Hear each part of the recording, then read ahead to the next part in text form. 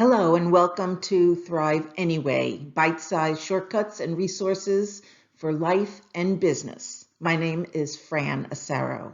Today's topic is stop beating yourself up. 4 best to worst options for improvement. What you say to yourself affects you more than you might know. And I'll be sharing the 4 best to worst ways to improve upon that. Have you ever had a plan to do something and didn't stick with it? I mean, we all do, and it's going to probably happen to us for the rest of our lives. But how we handle it is really important. So maybe you're making a plan to eat better or be more organized or exercise more. We have many plans, how to be better in relationship or with your children, be more motivated, so many different things. You make a plan. Do you beat yourself up because you didn't do it? If you're making plans for your entire life and you're going to beat yourself up over it every single time, it could be really harmful to your well-being.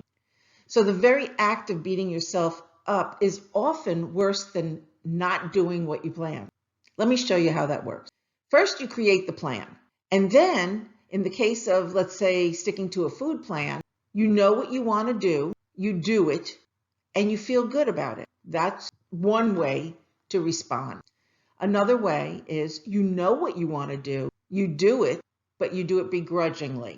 The third case scenario is you know what you want to do, you don't do it, and you accept it and you're gentle with yourself. And then the fourth scenario is you know what you want to do, you don't do it, and you beat yourself up over it. Which one are you? Typically, we're the same one for a lot of different areas of our lives. For the sake of this conversation, we're going to reorder those 4 scenarios. Let's take each one of those outcomes and order them with a label added onto them. Best case scenario is you know what you want to do, you do it, and you feel good about it.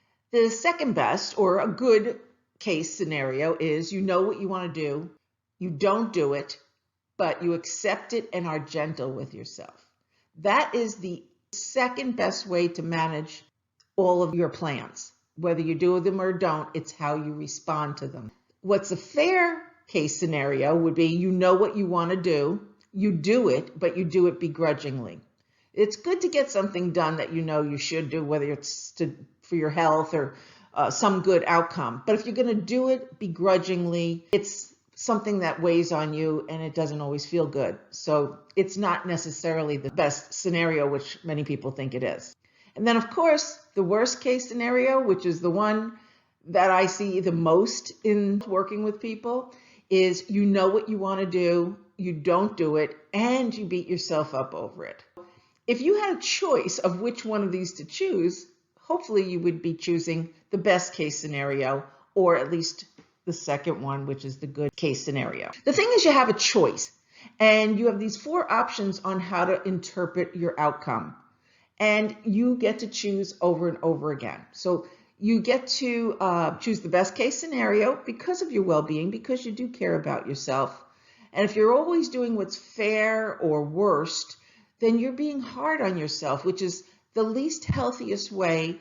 And even if you're following your plan and you're beating up on yourself, it's the least healthiest for you. Now, if you find that you're beating yourself up most of the time, remember these options. Remember you have 4 options and choose again, even right there in the middle of your reacting to it. I hear people all the time saying, I said I would do this, I didn't do it, and then they beat themselves up and their day is ruined because they're still beating themselves up over something they didn't do. The idea is allow yourself to be human and say, I didn't do it. You could make another plan, you could just let it go, but beating yourself up just doubles the amount of pain you're adding to yourself. And then again, you want to choose what's best or good, because those are better for your peace of mind, your stress level, and your self-worth, of course. I know people that they just can't get any better in life because they're too busy beating themselves up. So if you want to do something, even if it's just for your self-esteem, I'd say allow yourself to be human more than beat yourself up.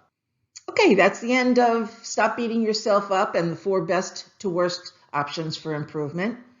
I hope this was beneficial for you. Please, if you want to, leave comments in the section below and let me know how this worked for you. I know once people know there's these options, they have more choice and they seem to choose better because of it. If you're interested in receiving more informative tips like this and shortcuts for your business or life, then please subscribe to this channel and hit the bell so you get notified when a new video is uploaded.